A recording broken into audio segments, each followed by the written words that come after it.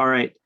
Well, welcome everybody. I know we used to do these regularly, and now we're on the seasonal trend here. And I knew this one was going to be a little bit of a bigger one for two reasons. One, we had an updated return to play come down from Special Olympics Incorporated, which we've changed our return to play in the last month. Has looked a little bit different. And then I also know that fall sports, specifically bowling, was going to be a big one for programs to rejoin us. So for those of you who have been on these on a regular basis, some of you back to last August of almost over a full year now, welcome. And for those who are joining these ones as your program's starting to come back, welcome again. So I appreciate that. Anybody else? I just got, it said, somebody said I have no volume. Did anybody else have any problems hearing right now? Okay. So we just need to message them about for audio settings. Anyways, so again, welcome for this. The way we always got these started, let me make sure I have the right thing pulled up before I share, is to take a look at the map. And you'll notice this time around, our map is going to look a little different because it's a different part of the Wisconsin Department of Health website. So previously in our old return to play, we looked at the burden number. Now with the new return to play, the statistic that we're looking at is the confirmed new cases over the last 7 days per 100,000 people. And so the numbers that we're looking for, and then we'll pull up the return to play, is for us to be in low risk category for your county. It is 0 to 10, or less than 10, I guess, up to 9.99. To be in the moderate one, you would be for between 10 and 15. And then everything over 15 is in the significant risk. And we'll go through what those all mean. I know a lot of you have read through it. I know there's been a lot of questions and clarifications. We did send out an email that you'll either get from your athletic director today or tomorrow. But just want to go through, give you an idea what the map is. The really dark gray is over 25. Unfortunately, our numbers don't match the ranges that they do on this website, so it's going to take some clicking to figure out where you're at. Other than the lighter gray from 1 to 10, that would mean you're in the low risk. So you can see there's a couple up here where the number you're looking for is going to be up here. It's number 9 for this one, 10 for this one. So these people would be in the low risk category. And then if you start clicking around, you'll see there's a lot of programs that are counties that are over the 15 mark, which is actually the majority of the state right now is in significant risk. And again, these the significant risk is the category that we monitor. We'll be able to have some activities in, but it does give us some restrictions on some things. And we'll go through the differences on those type of things. So again, we always like to look in the map. The map can be linked. It's linked on the return to play itself to get to this exact map. And we can go over where that is on the return to play. But this is just give you a good view of where we're at, where when we started this return to play, Wisconsin is a state, and I can actually show you that from on a different one here. Excuse me, I have to see where my my coronavirus map is here. So this one gives us a state perspective. When we started this, our number as a state was at 1.4. Let's take a second to load here. The red dots are normally not the greatest thing. So we started this at 1.4. So as a state, we're good. And now today, as of right now, we're at 29.4. So you can see it's spiked pretty significantly in the last about 4 weeks. So it's something that we'll have to continue to monitor as we go forward with stuff, knowing that we have a couple events coming up, and we'll kind of go over what that means for those events. So that's how we, those are the maps that we like to look at. Then I was just going to pull up our return to play, not read through it word for word. I know it's been sent out a couple of times, but I wanted to go over a couple of things that we want to highlight to make sure that we're all on the same page. And then also some things that we had done some recent updates to, just because part of it, we got some questions from individuals about how we can implement these things, but also some questions on just clarifying it that we've gotten from Special Olympics Incorporated. Because ultimately, this started with Special Olympics Incorporated, and then we were able to adapt it to Special Olympics Wisconsin. So that's typically how the process works out, while also referencing Wisconsin Department of Health and the CDC. So the first thing to kind of go to is, so page, I think it's page 3 here. This will give you that breakdown of numbers that I've talked about, where less than 10 new cases per 100,000 people. That's what that map will tell you, is 10 or less, we're in the low community COVID rate. Or another significant is if you have at least 80% of people participating in your practice that are fully vaccinated. And again, fully vaccinated means that they are 2 weeks after completing all doses of their COVID-19 vaccine. So for Moderna and Pfizer, that would be after the second shot. For Johnson & Johnson, that would be after the single shot. And so that's 80% over that, or 80% or more. You can stay in green till that COVID rate is at 50. So there are programs that may be over 80% that could be operating in green, even though they would be in the significant risk, the orange category. So that's something of significance there. And we'll go over that a little bit here too. Moderate COVID rate, the yellow, is between 10 and 15 new cases per 100,000 people. And this is, again, it's a rolling 7-day average. And what I will tell you about this stat, the previous stat that we looked at updated every Wednesday evening. The one we look at now updates daily. I would recommend not looking at the stats every single day, because you'll go crazy if you keep doing so. But if you do host practices, it's maybe something to check in that afternoon before practice, just to see where your county's at in that range. And then we will be monitoring it every Wednesday, so that Thursdays when we meet, we'll tell programs if there's some significant change in what programming they can or cannot do. And then significant COVID rate is over 15 people, or 15, sorry, over 15 new cases per 100,000 people, which is where the majority of our county is currently at. And this is also with the caveat for yellow and orange that less than 80% of participants are fully vaccinated. And the participants that are defined as anybody actively participating in the activity. So it's athletes, coaches, volunteers. If you have parents there, but they're in a designated spectator area, they don't fall into that percentage. It's just those participating in the activity. So most likely for what we're talking about, it's going to be what practices you're doing. So to break that down a little bit, we have this chart here that kind of gives you an idea of what is in place in each one of these risk categories. And so low risk, it was very similar, actually a little bit more lenient than where we were before we made these changes. In low risk, there's the only event size restrictions, or if there's local restrictions, there would be no on-site screening needed. So we previously had screening process that would not be needed in green. Our mask policy in green would be similar to what we previously were, where they were not required for fully vaccinated and are strongly recommended for those who are not fully vaccinated. And then essentially a lot of what we could do is back to normal, is in that low risk category. When we add into moderate risk, we add back in screening and we add back in masks, and masks for all participants. And again, that's for athletes, not the only exception for that would be athletes who are when they're participating in cardiovascular activities, then they would be able to pull their mask down, but otherwise we would have masks on. And that does include all participants, so that includes coaches and volunteers at practices as well. There's also some additional things to consider, like when you travel, to be thinking about masking and trying to provide distancing if you're in a bus or something like that. And it also restricts spectators to 2 per athlete in the yellow category.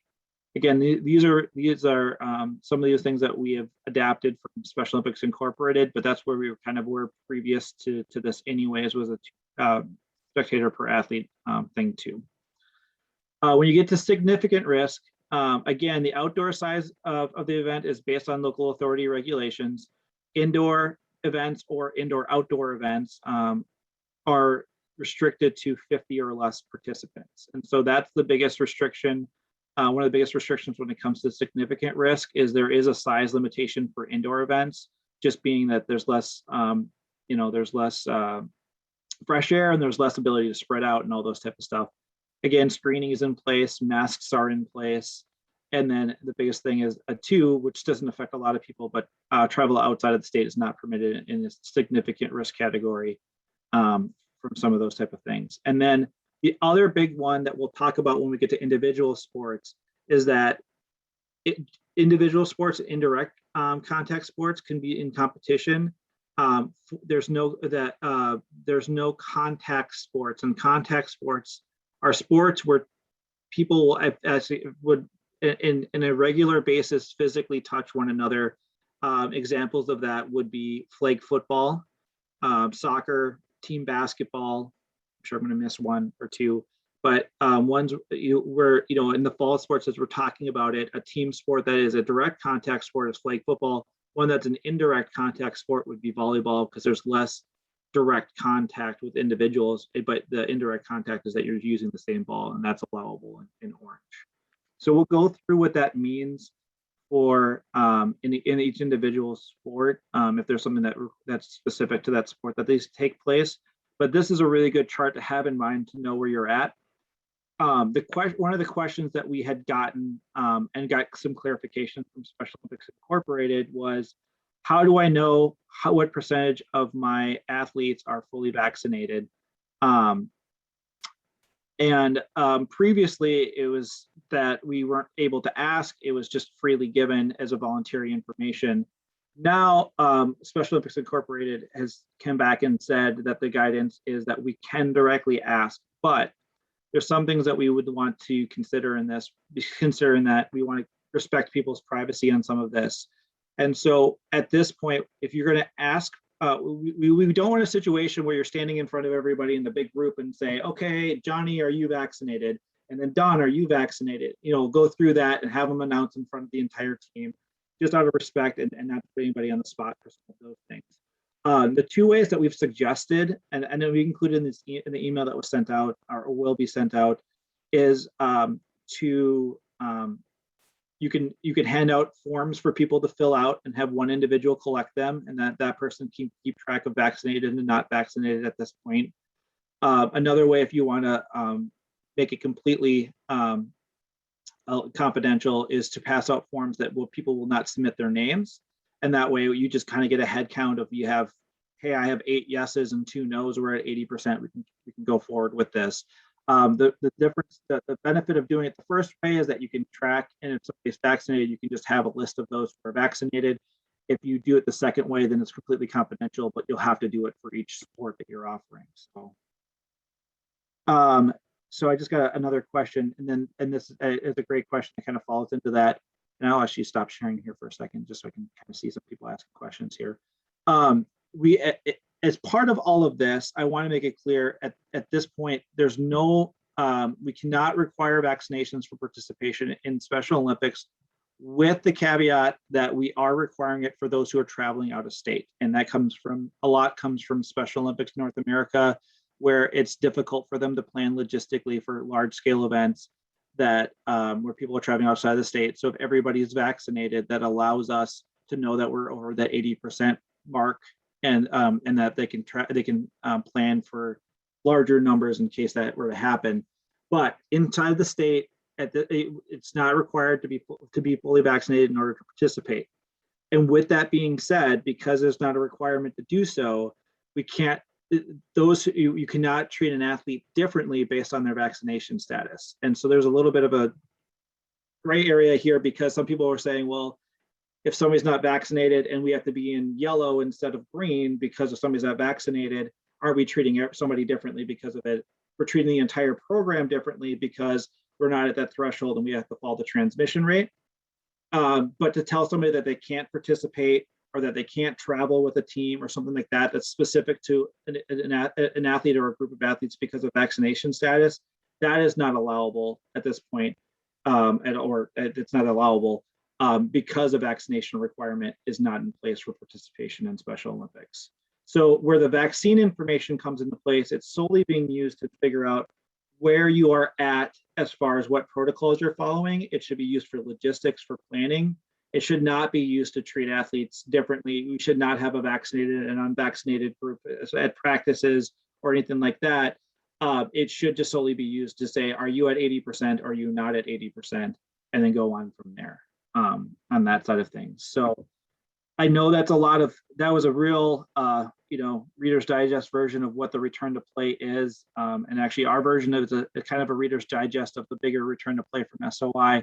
So I do want to give an opportunity for people to ask questions, knowing that review, I know a lot of you have reviewed it already, but through any of the information I shared today for updates on that, does anybody have any questions for return to play stuff that would benefit the group? So the question that came through the chat is, what do we do if you have 79% or less vaccinated? Hold on, we're going through a bunch of stuff. If you have 79% or less vaccinated, so if you're under 80%, then you would follow the protocols for where the transmission rate is in your county. So if it is currently in orange, then you would have to follow the orange level protocols. If you hit 80%, then you can follow the green section protocols. So we have a program that travels to Michigan to practice. Does it mean you have to be fully vaccinated for athletes to practice? It would mean that you would either need to be in green or yellow in order to travel across state. And Don, you can let me know if that's different on if you interpret that differently. A program practices across state borders. So my understanding is that you would have to be in green or yellow. So that would mean that 80% of your athletes would be vaccinated, or that the risk level in your county would be below 15 in order for you to cross the border on that. Okay, Don's nodding his head. If we have a moderate category based on numbers, but we have 80%, okay, that's perfect. So the question is, what if we have a moderate category? So you're 10 to 15 cases per 100,000, but you have over 80% of the participants vaccinated. What having 80% of participants vaccinated allows you to do is to be in the low risk green category up until that number gets to 50. And that's why it's being stressed so much from Special Olympics Incorporated. The more people that are vaccinated, it helps with your protocols.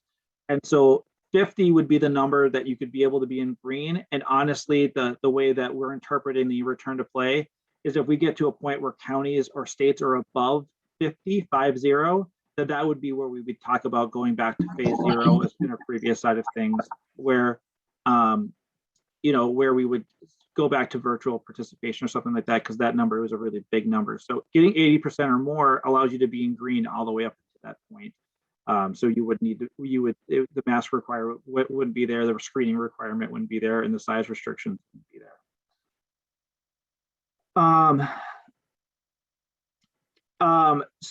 If you consider, if you're in orange, we're above 80%, we got that one too. Another question I got is that can you tell teams that we're not going to practice unless we're 80% vaccinated? That one, I would say we would need the 80% vaccination rate is what allows you're still allowed to host practice when you're not fully 80% fully vaccinated. And by saying that you're not going to host practice because of that does kind of put a vaccine requirement on the practices. Again, these are these gray area questions on some of those things, but the problem with that is that we can't have it be enforced as a vaccination requirement of saying you have to get vaccinated or we're not going to host practices. But it is up to your program to say, hey, it's that we can't operate in protocols that are in orange.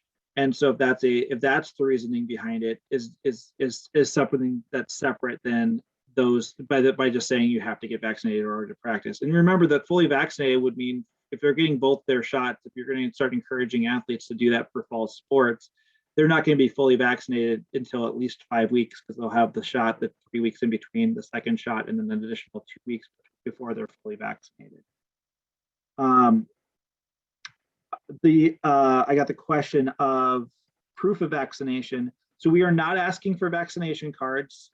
We're just simply asking if you're going to collect that information. We're asking people that they would share a yes or a no answer. If you do a form where a name is included, we're asking that you say yes, no, or I choose not to answer. And if somebody were to select I choose not to answer, you would treat that as a no answer for the planning purposes, but they do have a choice to say I do choose not to share my that information. All right, scrolling through all these ones real quick.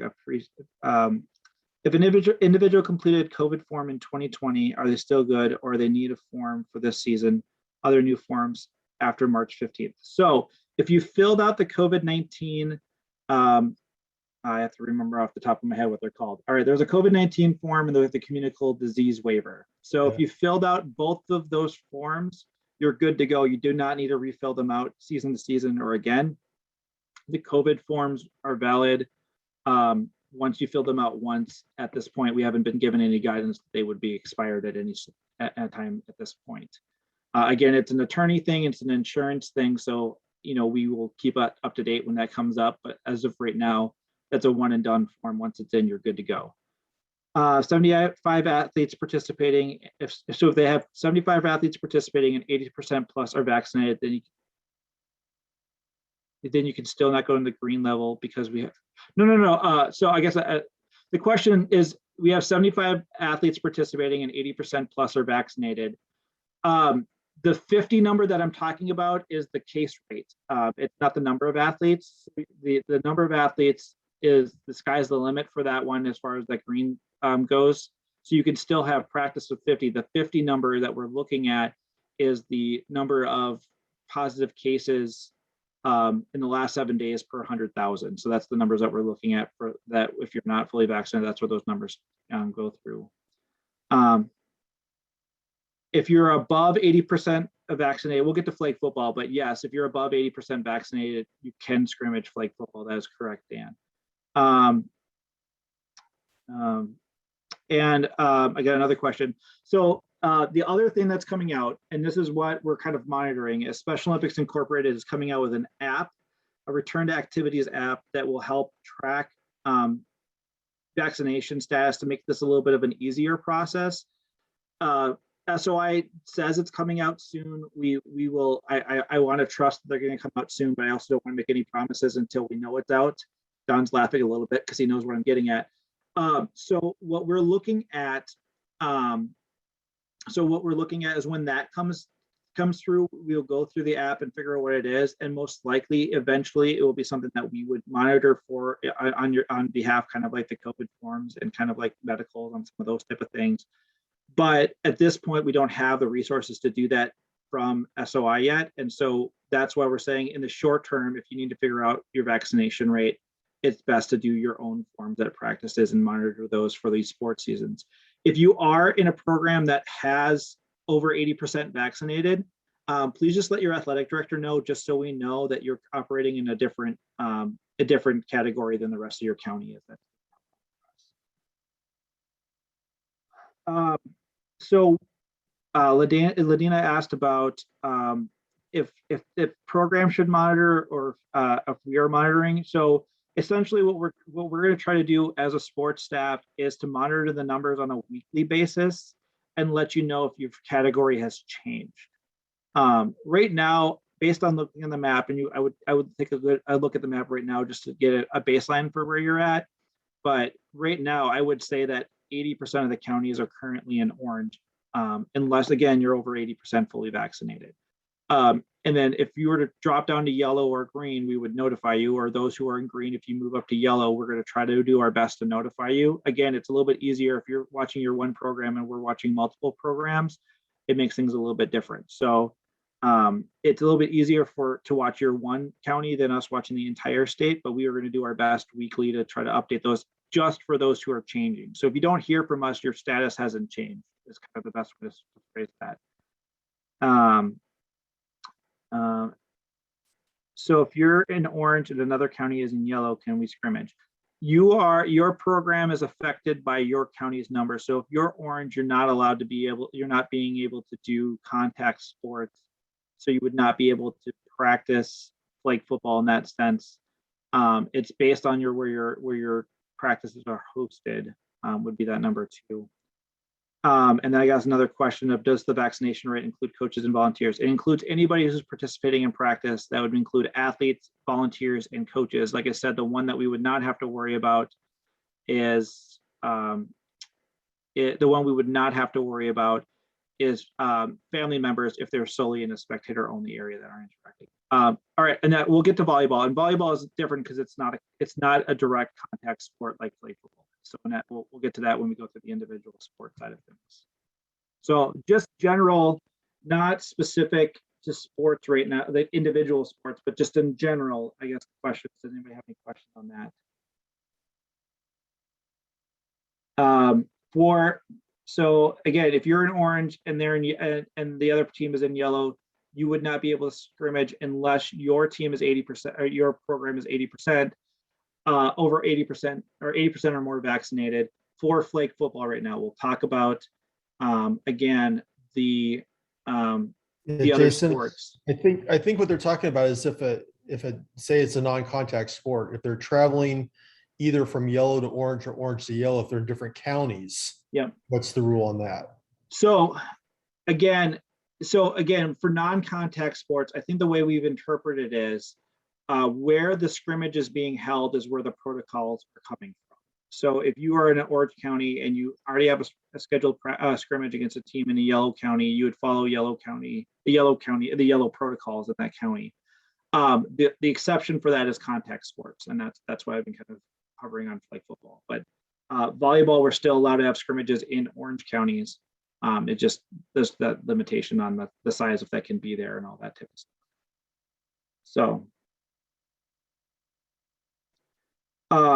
So yes, if even in contact sports, if you are orange but you're 80% vaccinated or more, you are considered in green. That is correct, Medina. So all right.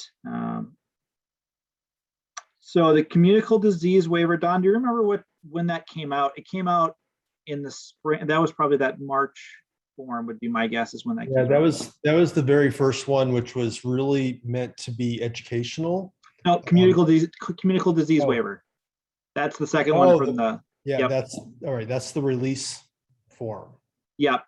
Okay. So that one came out in March. So you should have 2 forms. There's the COVID-19 participant release form, and then there's the communicable disease waiver. The communicable disease waiver is the newest form, and by our liability standpoint, the most important form for those participating. So if you do not have that form filled out, you would need that one filled out. If you don't know if you have that one filled out or not, contact either the COVID email address, covid@specialolympicswisconsin.org, or contact your athletic director and we can look those up too. So yes, there are 2 forms in order to be able to participate. It's the release form and the CD waiver. And again, that's just for those who are active participants in either practice or competition. So we actually have our day of volunteers fill up the CD waiver in order for them to volunteer for us too. So I'll try to find that, put the link in the chat box. Perfect. And we can definitely send that both those forms on the return to play page, but it's also they're also, we can send those on as some of those type of things.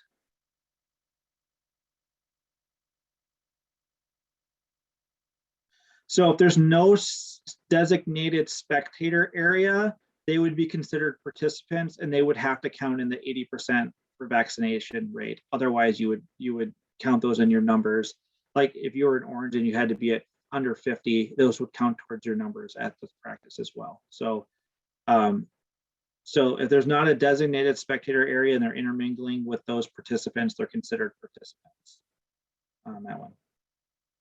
All right, Mike, do you have one? Do you have a question about the return to play? You're still on mute. Did you see the comment? I sent you a direct message. Yeah, and that was the one about we don't need the vaccination cards. It's just going to be a question that says yes or no. Was that that was the question you had sent, correct? Yeah, that was Yep. the question. Sorry. Nope, you just need to answer yes or no on that for when it's surveyed at this point. So, all right. We got through some of this, and we'll have more time if a question comes to you as we're going through some of the other stuff. I want to make sure that we're going to go through some of the sports specific information.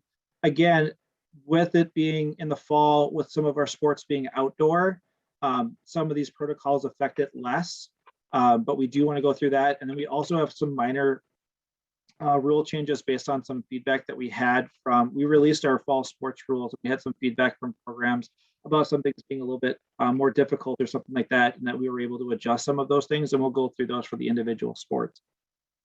So the first sport that I have on the list, because, oh, and that was actually, I should mention too, the other return to play update that we made, other than that we adjusted what the travel restrictions were to basically there's no travel restrictions within the state. We just want to be cautious about it.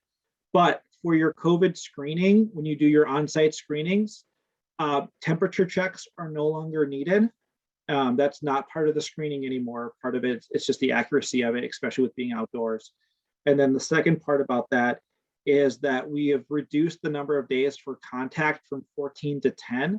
And part of that's coming from the Wisconsin Department of Health and their recommendations for quarantine. So 10 days is so when you ask the question of have you been in contact with somebody who's had COVID-19 in the last 14 days, that question is now 10 days. So minor changes, but there's a new form, and that should have been sent along with the information that an athletic director would have sent out either today, or they'll send it out first thing tomorrow morning. So those are just the minor updates that came out for today.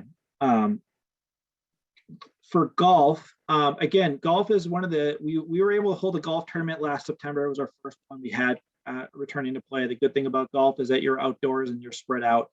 The golf tournament that we have coming up this upcoming weekend, that's up in Region 5, we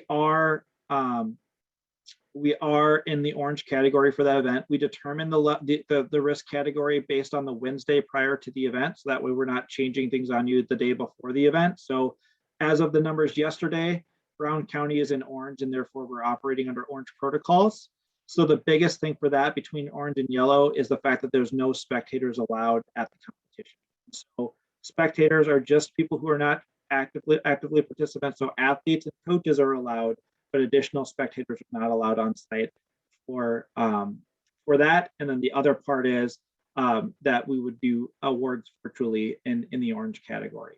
So those are the major changes for orange from orange to yellow. And when it comes to the context of golf and some of our other outdoor sports. So for this upcoming weekend, it's already been determined that's in orange. For those who are competing in the one in Columbus, that will be determined the week of the event. So I know Nicole had sent out some information, giving you ideas about what protocol they would currently be in.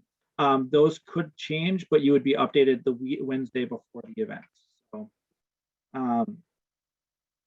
and then Don answered. So we had a question about screening, the best way to do screening. A question to be answered right before entering. Can athletes come to each practice with a form in hand filled out? Correct. So forms can be brought to practice. That was one thing that makes these a little bit easier than the medical forms. And then I know we've had some great people who've had best practices who've been doing screenings. Like Don had mentioned, there's been some programs that have done the screenings where the athletes are in the car. Before they come out of the car, they can go into practice. The ultimate thing is before they go to an area where they're congregating with a bunch of people, that they're being screened prior to coming in. So if that can be done prior to leaving for practice, that's beneficial. If it can be done when they first arrive on site, that's also can be done. I would just avoid doing your team stretches and then following that up by doing the screening. The screening should be the first thing that happens at practice. So again, golf. Otherwise, we will be for golf. We will be assigning groups based on division rather than by program this year, or at least that will be the one for the Region 5 one. And so golfers will be golfing with the groups that are with the golfer or around the golfer will be the divisions that they're competing in. And then, like I said, there'll just be less people on the course because of the lack of spectators, at least for this first one. And then we will update I'll try to double check the date for, it would be Wednesday, the 8th is when we would make the determination as far as what protocol level that we are in for the Columbus tournament. Does anybody have any questions about golf?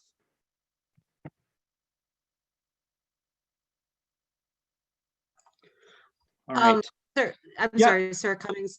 With Yep. regard to no spectators for golf, I probably will have parents because they have to drive them all the way up to Green Bay. Mhm. Is there a clubhouse they can stay in or not even in the clubhouse? Kurt, are we be able to answer the question about a clubhouse being available or not? I have not been up to that course yet. I know it's a new course for us.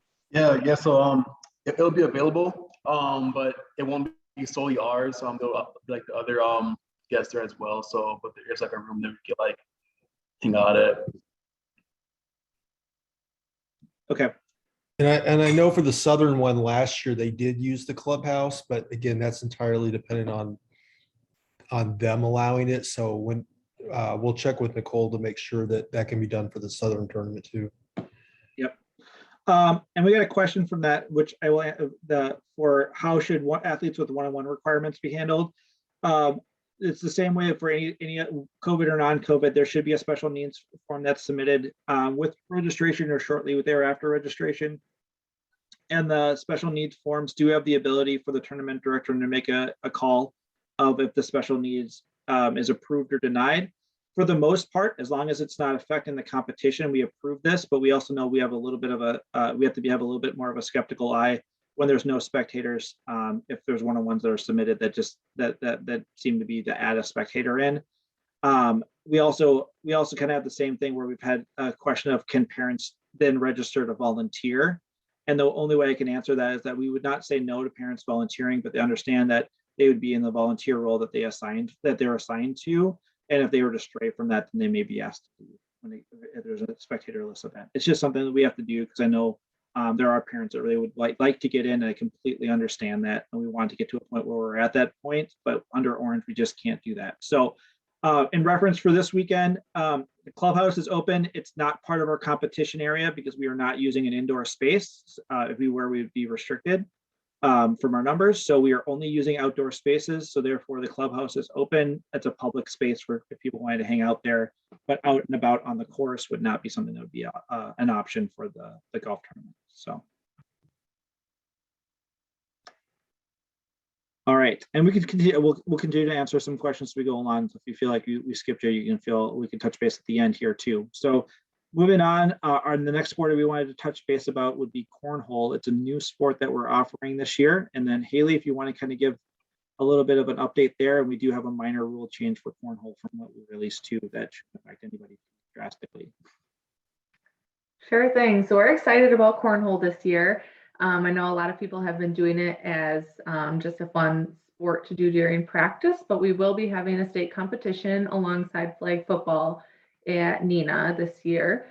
So one of the rule changes that was updated on the website was just about the uniforms. There was some just confusing wording about like what type of bottoms your athletes will have to wear. It's going to be similar to bocce. They just have to be like same color, but they can have pants or shorts or whatever they feel like they can toss the cornhole with. But the uniform tops do have to be the same in color and style. So that was really the big thing, which doesn't really affect how you guys have been practicing the game, just if you guys are going to be coming to the competition. We are going to try to make divisions based on age, since this was geared more towards an aging athlete sport or a senior athlete sport. So we are going to try and have 30 and plus for ages and then 30 and below, just depending on how many people sign up for it and want to come up to Neenah. It should be easy to spread out and everything if we are in like COVID numbers. So hopefully that we'll still be able to have it as planned. We just might have to alternate times and kind of work around that. But being a non-contact sport, it's looking like we'll be able to kind of move forward with this. And I'll point out for an outdoor sport, we won't have a size restriction on that. We would just be more cognizant about spacing. And with cornhole, we do have a lot of space to do that. So as long as the transmission rate is not above 50, this event looks like it would be allowable for us to have. And like I said, it will just depend on the numbers of where we're at. If spectators are allowed at this event too, that would be the biggest restriction that we might have with these things.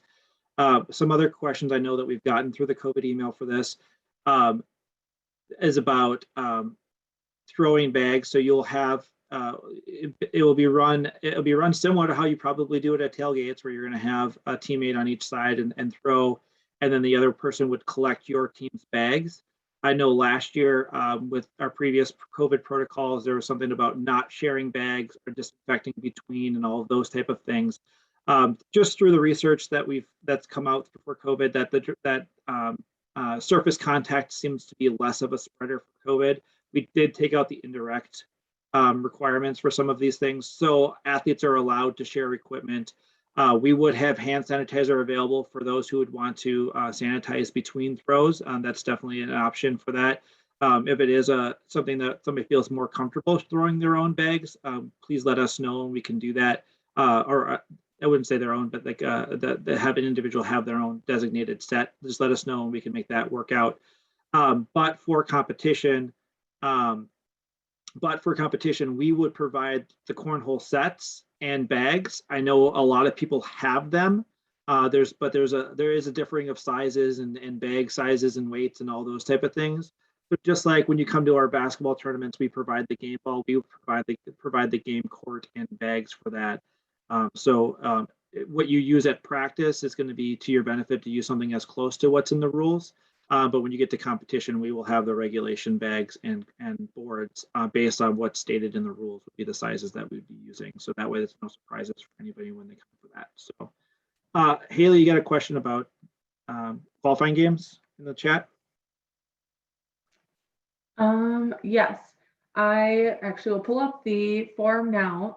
But as I'm doing that, I know I had received 2 other questions about if we're going to be canceling out points, like maybe people have done at a tailgate. We're not canceling out points. So if people get 4 and 3, it's not like someone only gets 1 point. You get 4 and 3. So that way we can get to 21 faster. And then also, what was the other one? For standing on which side of the board, you're standing on the same side as your teammate. So you're not throwing diagonally or anything. That was another big question that we had asked. For scores, we have a cornhole assessment test similar to the bocce BOSAT. So that's what we'll be using for divisioning along with ages and stuff as we move forward with that. But there is no qualifying cornhole game scores. We're just going to be using the chat, as we love our acronyms. And so just to clarify, when you say we're standing on the same side, so one of the teammates will be on the right side and the other person will be on the left side of the ones across from them. So they should be facing head on. So, yep. And then also when it comes to age divisioning, it's based off the youngest member of the team, since it's a unified double, or these are doubles. So if you have somebody who is 45 and somebody who's 25, they would be divisioned with the younger divisions rather than the older divisions, assuming that you have the numbers to be able to do that. So yes. And one other thing with the scoring is there is a 30-minute time limit. So if you're struggling to get to 21, games will be cut off after 30 minutes, and then whoever has the most points will win that round. Perfect. Any additional questions when it comes to cornhole? I know with it being a newer sport, I'm sure there is some, and I know we've had some come in. But it's like Haley said, we are excited about it. And it was one of those ones that we introduced last year as an option for a safer option for return to play. And the numbers of people who were participating were pretty good. So we're excited to see what that looks like when it's an option for sports. It's something that we're hoping to continue on long term with that too. So the question is the future for cornhole to stay for all ages? So that as of right now, I would say yes. So it was originally pitched as a senior athlete sport. I know there's conversations happening now on a national, international level for it as an all ages sport. So at this point, we are operating in by to keep it true to the senior athlete sport is to by doing a senior division and a non-senior division as far as ages go, or using those as our age groups. But at this point, yes, we would update that. With this being our first year, it's one of those things that we try some things, we'll see what works, we'll see what doesn't work, and then we'll continue to update on that. But at this point, this is going to be a good starting point for us. So if it comes out and it looks like we have majority of the athletes that are participating, or a majority of the partners that are participating are over 30, we may just keep it. We may switch it to a senior athlete sport, but it depends on the age ranges that we get and the interest we get. And so your feedback is going to be beneficial to us as we go through this year. So that would be pretty good. So let me, as we keep going here, I know there was a flag football question that came up, and we'll touch base on flag football next. So it's the cornhole is offered as doubles, so it's both traditional doubles and unified doubles. Either you have two Special Olympic athletes competing together, or you have an athlete and a unified partner that would compete as part of a team. Paperwork is due, I don't have the website pulled up right in front of me, but it's typically 3 weeks out from the competition. So if it's October September 9th, 15th. September 15th, thank you. I'm glad to hear it's popular in Marshfield there. Perfect. And I have a number of younger athletes in cornhole. Perfect. That's good to know. Like I said, that feedback is really good for us to know if there's a lot of younger interest of how do we handle that. And so we'll continue to adjust and adapt. And it looks like that seems to be the trend nationwide, at least. And Michaela actually came from Indiana, and I believe cornhole was run for all ages for this prior to being the big kick for senior athletes. So it's not unheard of for it to be all ages at that point either. So the question is about the distance from one end line to the other end line. Let me pull up on the rules. Haley, the other rules pulled up. I do. I'm looking now. You guys know if Mark was on, he would know it exactly. Oh, please. Yeah. The court is 3 feet wide by 4 feet long, and one end of the court is 21. No, wait. One of each.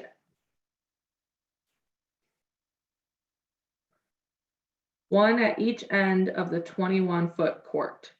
So the So distance would be between 21. the back of the board and the back of the board is 21 feet. So back to back. So the back end of the throwing area to the back end of the far throwing area is 21 feet. Yeah. Perfect.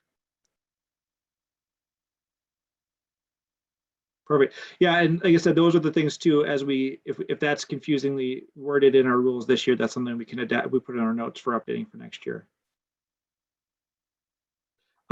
So I will tell you, we can pull this up, and maybe that's what I can try to find and see if we can get it uploaded on the website. There were videos that were created last year during COVID, so there'd be something that'd be about there are some videos that we can share out. So I'll touch base with I know Sarah, you're asking, I can touch base with Amber, but I can also see if we can get it up on the website, so we can try to get those over to you as well. So we did create videos for cornhole, with it being a newer sport. So yeah, I appreciate that feedback. We'll still answer some questions at the end for cornhole, but we'll move on just for the idea of time. For flag football, and I know flag football one is a big one that we're going to have some questions on. So I'll go back to so for flag football, one, if you're returning for flag football, I'd highly recommend reading over the rules. There were major rule changes this year that were brought down from Special Olympics North America. The main ones I would say is look at the penalties. They are now there's a difference between a pre-snap and post-snap penalties, and they have dropped. Some of the penalties have dropped to 5-yard penalties, and some of them have removed something where it would be a replay down rather than a loss of down. So please look through all those. Those are the biggest ones that came down through the rule change. Another one that came down was the size of teams being allowable for competition. It used to be at 15, and the rules that we released was 10. And what we've found from talking to people is 10 is not a realistic number. 10 was created by Special Olympics North America with national competitions in mind. So with some of the feedback, what we've decided to do is keep it consistent with other five-a-side sports that we offer, like basketball and soccer. And the roster size is 12. That's consistent with all five-a-side sports. So the roster size for flag football, that's the change that we had for that, is actually 12. So that's one of the one rule change that I don't know if it's been updated on the website or not, but 12 is the number for that. All right. So so the question that we are looking at for flag football, you will receive, if you're a flag football program with an intent to play in this year, or you had done it in 2019, we are sending out a Google form because there's some things that we're considering. And so this kind of answers Dan's question about for flag football, if there's any chance of extending the registration date to get more time to get scrimmage requirements. So there's two parts of this. One, if scrimmages are not able to happen because of COVID protocols, but then the competition would be able to happen, we are going to work with programs to make sure that we can get them to participate. We're not going to try to punish programs for following our protocols and some of those things. And so that may just mean that we would use historical data to division. It may be asked that we might have you do a skill assessment so we can evaluate talent for some of those things. That's going to be in the works as we get to our scheduled scrimmages and whether or not they're happening. So that answers that.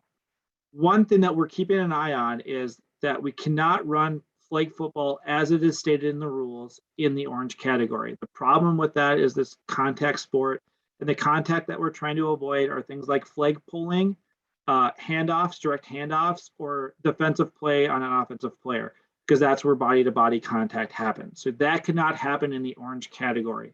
And like we mentioned, 80% of the counties in the state, at least, are in the orange category currently. So unless you have a vaccination rate of 80% or more, you cannot practice fully for flag football. So with that being said, it also would restrict our ability to host a competition in flag football if it's in the orange category. So we are going to send out a survey to those programs that are directly affected by flag football.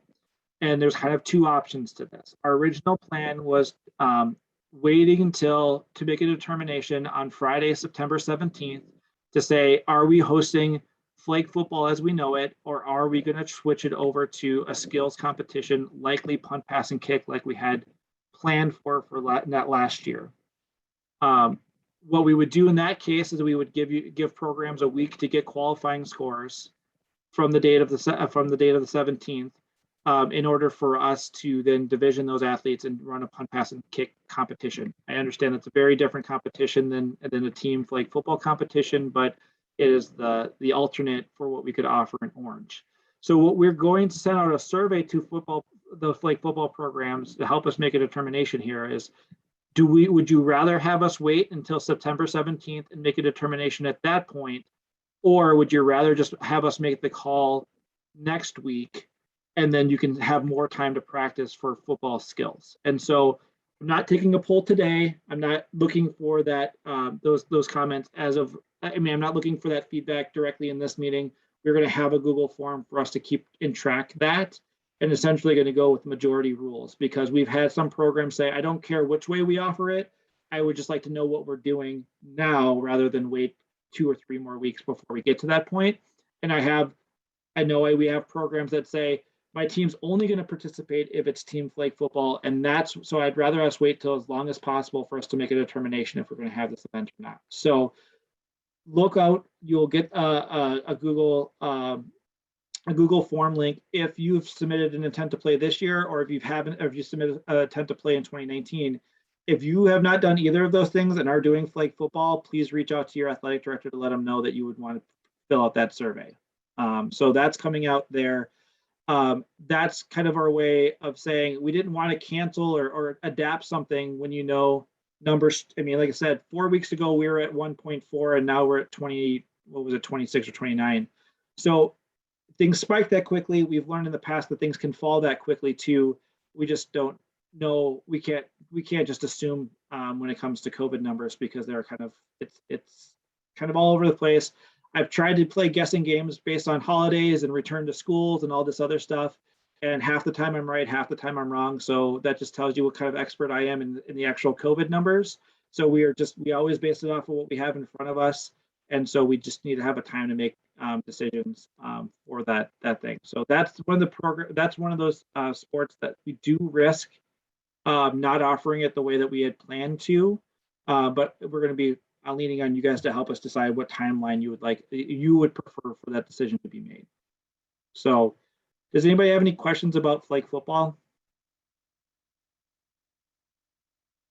Okay.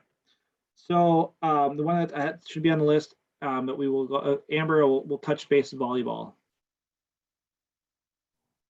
I'm gonna say there aren't any changes from 2019. I know 2020 we were looking to do skills, and hopefully this year we won't have to, and we'll be able to hold the team competition like we have. Right now it's scheduled at the Milwaukee Sting Center in Menomonee Falls for Saturday, November 6th. So I guess as it gets a little bit closer, I'll be able to reach out to my contact there just to see if they have any COVID protocols within their building, and then I'll relay it all to everyone that's going to be participating. So fingers crossed that we can have team volleyball because it is inside as well. So we're gonna have to look at numbers differently than our outside sports. Okay. And then the one I know a lot of people are here for is for bowling. And so bowling does look, Annette asked for volleyball qualifying games. At this point, we are still recording qualifying games. So it'd be 2 qualifying games. And again, with that being a not indirect contact sport, those can happen in the orange category. So I'm a little bit less concerned about getting those ones in for those. And if you have any direct issues with getting qualifying games, just reach out to your athletic director. So for bowling, it's a change for this year. We had done the bowling league at the beginning of 2021. We are using the bowling league as our regional events for this fall season. And so, Michaela, do you want to go ahead and give just a brief overview of what the bowling league looks like? And then what we do have a rule change for this that I think most of you will be happy with. Yeah, after hearing feedback from several different local programs, we have now changed that you will be bowling 2 games a week rather than 3, just to getting all 3 games in with the number of bowlers just wasn't feasible for the time that they had at the bowling alley. So it's 2 games per week for 6 weeks, so a total of 12 scores. So each week you'll have a form that you need to fill out with everyone's scores. You'll submit them by 11:59 p.m. on Sunday. If you need help with that, just reach out to your athletic director. It's pretty simple. You just type in or write in the scores each week for each player. And then scores, the registration, you won't need any scores for. It's just a sheet listing everyone's names, what event in bowling they're doing, and then if they're unified, what their partner is. From there on, you will need to collect scores, but again, you don't need any pre-season starting. Divisions will be calculated after the first 3 weeks. So you'll be bowling 6 games that will determine your average for your handicap as well after the first 3 weeks. And then the final score will be the average of 12 games plus the handicap. So you'll be in divisions just like normal at your in-person regional competitions. This time it will just be in a league. So if you get first, second, or third in your division, you can advance to the state tournament, which will be in person. We'll have 2 of those in December, up in Weston, and then the one in the south. I don't remember where that's at. Bolero Lanes in Wauwatosa, which is where the Southern State Tournament has been held previously. That's where it is. So that's just a brief overview. If you have any other questions, I can answer them, or Jason, or just let us know. And I'll just point out that those state bowling tournaments will be run similar to what bowling tournaments had been done in the past. So for all events except for developmental events, they will be bowling 3 games at those tournaments, bowling with people they've been divisioned with, and then developmental bowlers would bowl 1 game on that side of things. So that's kind of the real quick version of it. So that was the question I knew we were going to have. Can you submit more than 2 scores per week? and then count for the next week. So Michaela, I can't remember what was the determination we're going to have for bowling ahead or banking games. You can proactively bowl if you know that an athlete will be missing a practice, but you cannot retroactively bowl. So if you have any ahead of time, you can do that and just, it's smart to, but you can't send in scores later trying to get them for the week prior. So for those programs who say, you know, the first week of bowling, we're going to start a couple of weeks ahead of time just so we can get practices in and athletes get a feel for bowling again after being off. It wouldn't hurt to record those scores if you're going to be practicing ahead of the first week of the bowling league, and then just having those on in case a situation happened where an athlete misses a week, or if we are still dealing with COVID protocol. So if somebody were to get COVID and have to be out for 2 weeks, that you would have those scores available for them in those situations. So the answer to some of these questions, I saw the one, do we start with a smaller group and expand to the full group? So we're no longer doing our previous phasing process, which was you'd start at 10 and then have to go to the bigger one. The only restriction that we have for sizes is if you're in orange, you cannot be over 50. And that number does not change unless you get down to yellow or green. So 50 is your maximum at orange, but in green and yellow, there is no maximum. So you can have, and that is a number that includes athletes, coaches, volunteers. So anybody actively participating in practice. And so then the other question was, can athletes bowl 3 games and then you take the best 2 games? You can have athletes bowl 15 games a week. We just need 2 scores from them. So if you want to have them, if you have time and they're used to bowling 3 games, and their first game's a warm-up game and the next 2 games count, you can take their 2 best scores and submit that as their scores for the week. I would ask that if they bowl multiple scores, please submit the 2 best scores. That's going to give us the most accurate information. So, let me see what else can our first scores be recorded? So Lisa, I saw, when can the first scores be recorded? So they would be submitted the first week of the bowling league. And Michaela, remind me what that first registration or the first score submission deadline is. Registrations are due October 4th, and then they're going to be due every Sunday until November 14th. So you can You can send them before Sunday if you want to, whenever you have them. But we don't want scores submitted until the first competition week. Correct. So we bowl 3. So yes, Ladina, I would say if you bowl 3 games, I would record all 3 games, and then you would submit your 2 highest ones, and that third game you could use in case somebody does not make it to a practice previously. So yes, that would be what we would do. Ratio for coaches to the athletes, it's still between 3-to-1 and 4-to-1. So if you have, again, if you have 12 athletes, you need at least three coaches / chaperones there. So that would count into a number of 15. So again, if you just keep doing that math all the way up, that'd be great. Michaela, if you want to, somebody had asked if you would repeat the dates. Again, all the dates and this information, the only thing that hasn't been updated on the website under the bowling tab, if you go to Sports Opera and go under bowling, all the information is correct. Except for right now, I think it says 3 games and we're only taking 2. So go ahead, Michaela, if you want to repeat the dates. Yep. So registration is October 4th and the league runs through November 14th.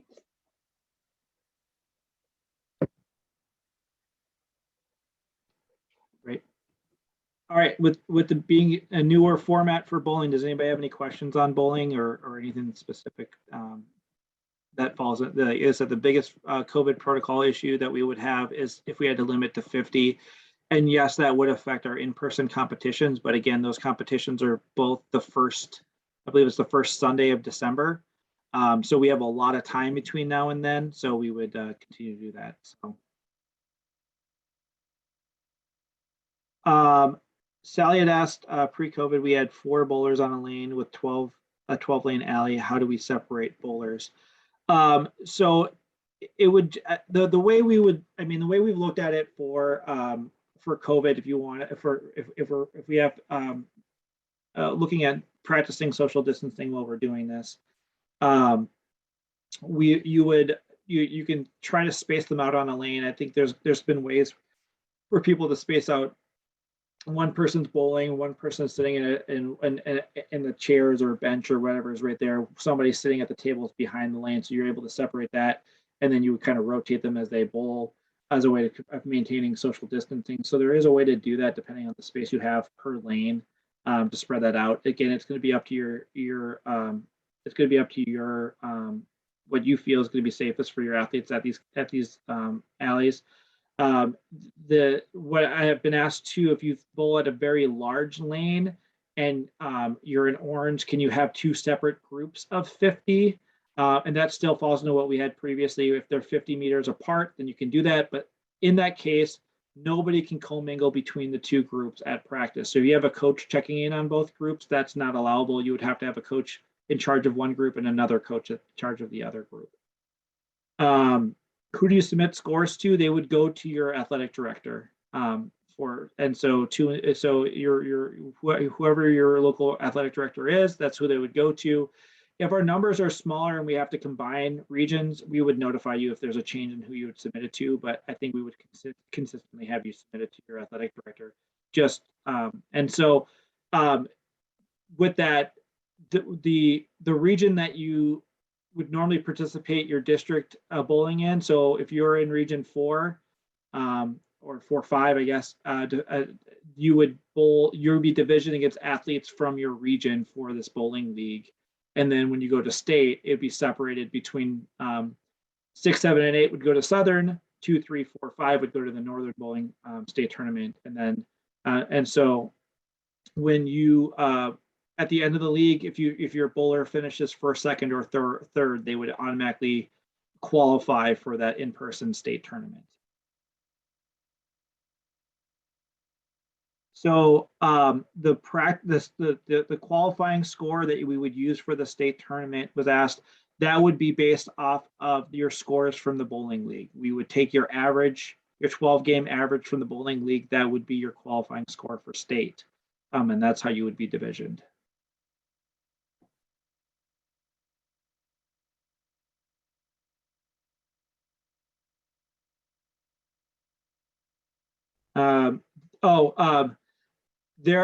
There is a form. Sorry. Yes. So there's I typed in as dorms. It's forms. So there is a spreadsheet for people to fill in. You can so they can either fill it out on the Excel spreadsheet. You could print it out and handwrite the scores and fax those in, whatever is convenient for you. But there is a score submission sheet that you would turn in each week. And part of that is if you have your bowlers can bowl with you at practice, they can bowl on their own, but the coach should submit all scores from your program rather than having individuals submit scores. If you're in one of those situations where you just have one bowler bowling from your program, touch base with your athletic director, they can work directly with that family. But if you're going to have 20 athletes all bowling by themselves, we want them to submit a score to the local program so they can submit that as one, just to make it a little bit more manageable. And it also helps you know that scores are getting submitted. So there's that way. How do you know if you're qualified for state? You will get results at the end of the league. If it says first, second, or third next to the bowler's name, they qualify for state. There's no additional quota process to that. There's not like you have 12 bowlers or whatever it is. If all your bowlers get first, second, or third, they all qualify for state. If none of them do, then none of them do. That's part of it. And then Michaela had mentioned too, there's going to be virtual awards on Monday, November 15th. On November 15th. So that way it would be a way for those to come out. So Amber, the question was for intent to play for volleyball.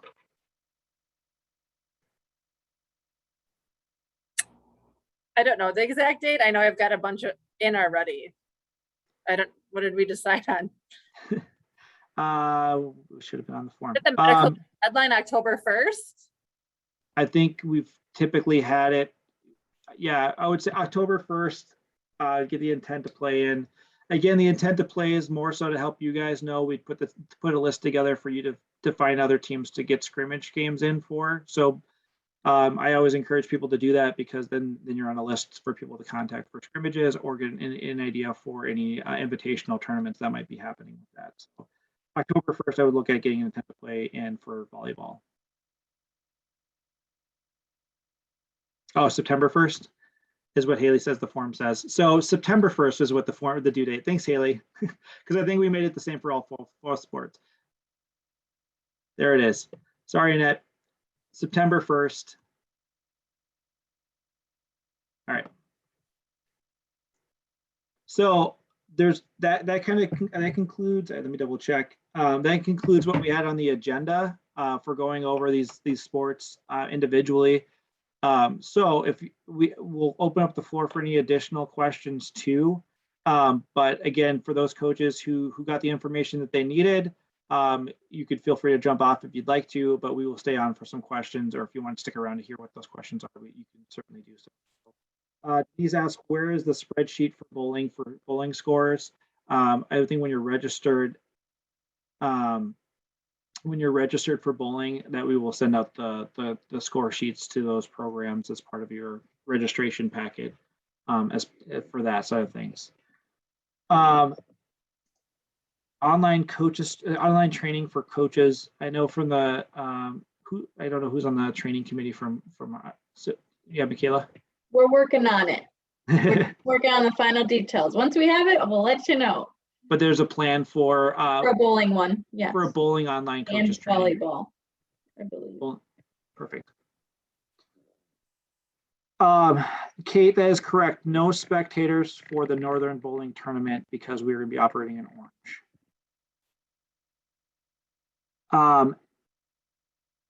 Sarah, for registering for bowling, we just going to need your athlete roster. And that's going to be, that was that October 4th deadline. So the registration forms are online and you will not need to submit scores for that. I know there's programs, I have a couple programs that said they're going to start practicing right after Labor Day. You're more than welcome to start practicing as early as you want, but we won't start collecting scores till week 1, but October 4th is what we're going to need for your registration for your full team rosters. By then, submit your team roster so that way we can enter it into our system.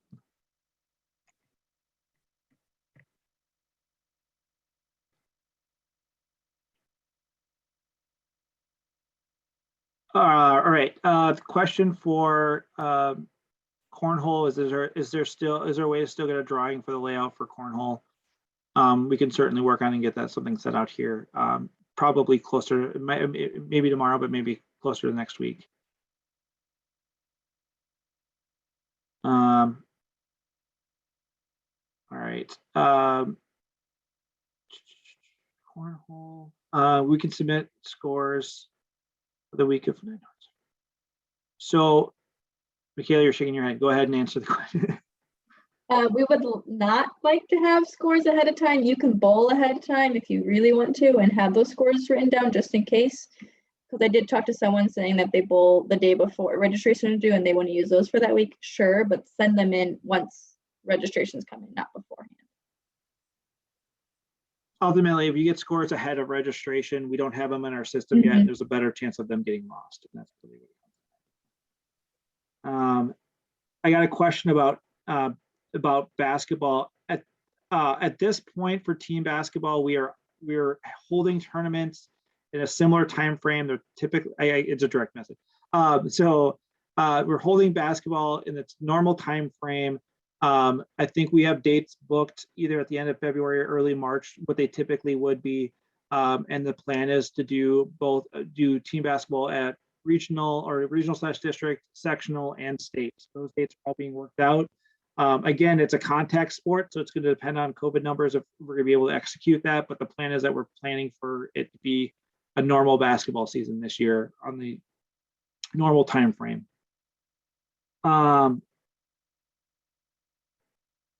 So I said, if you watch the video for cornhole under sports offer, Haley, are you on the page right now? Can you double check? I don't believe those videos are still up, are they? There are some on the bottom. Oh, perfect. Yes. So there was videos that were recorded last year when we introduced cornhole. Again, you can ignore the part of athletes having to play their own bags and we're not sharing bags across teammates. But other than that, the general rules of play and all of that stuff is accurate. I don't want to put Mark at risk getting hurt by doing it again, so.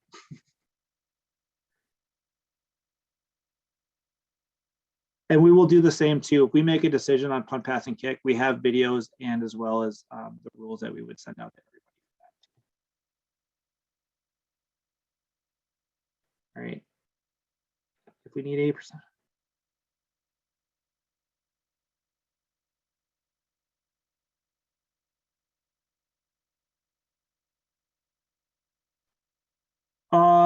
The question is, as far as rounding up for vaccination rates, I would say this is we're going to get to nitpicking on some of the vaccination rate side of things, but I would use your typical idea for rounding. So if it's over, if you need 7.5 people, round up. If you need 7, round down. I think if we're that close, I think we're going to be fine. But like if we're getting to 100 people and you have 79 that are vaccinated, that would be a below. But when you're at the smaller numbers, I think we're gonna. If you have any direct questions about that, let us know. But you also remember, if you're doing, so if you have 9 people on a flag football team, you also have to make sure that you're including coaches in that number too. So if it's going to be closer to 12, because you have 3 coaches for that, you would need 80% of the 12 to be vaccinated. It's just a reminder, because otherwise I'm assuming that that's for 9 athletes. But if it's close, I would just follow up with your athletic director.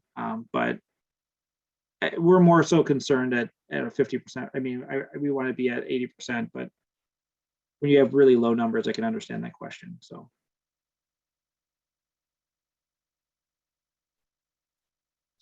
I got a question, or F1.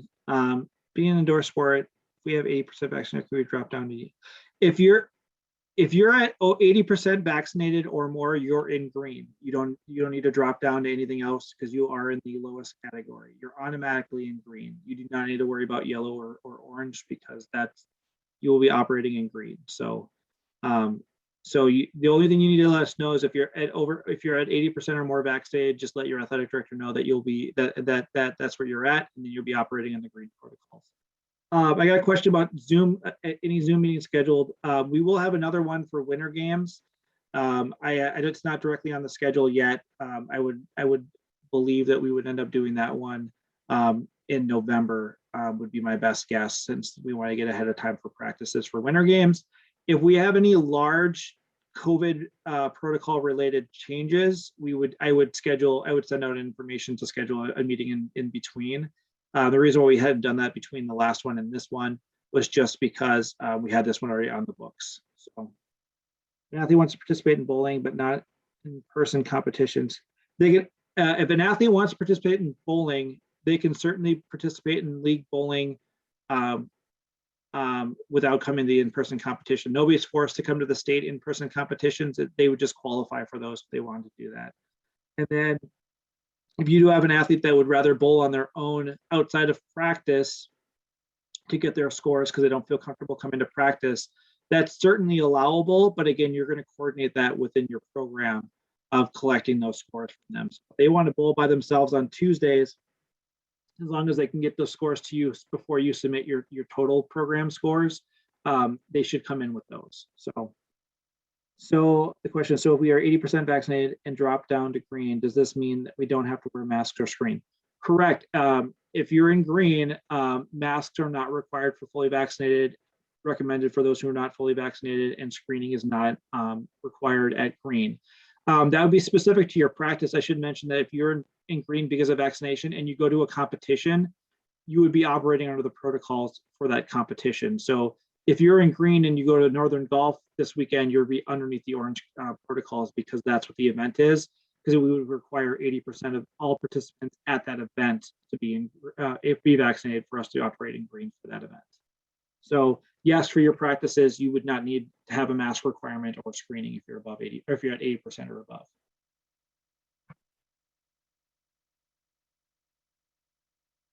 Anything else? As always, if you have any questions, feel free to email at covid@specialolympicswisconsin.org. Reach out to your athletic director, or also I'm always available to answer some of those questions. I'm one of the people who monitor the COVID email. So if you do email that, you can get a response back from myself or Don or a variety of other people. So feel free to email any of the resources for that. We're all more than willing to help out. If there's something with some of the new stuff, you may just get a question. You may just get a response of, we can look into that further with Special Olympics Incorporated. But I think after getting some clarification, we have a pretty good feel for this, but we'll continue to work together. And we definitely appreciate your guys' partnerships and making this successful for us to return to activities and be able to host practices in some of these events. So thank you, everybody. Have a great rest of your evening.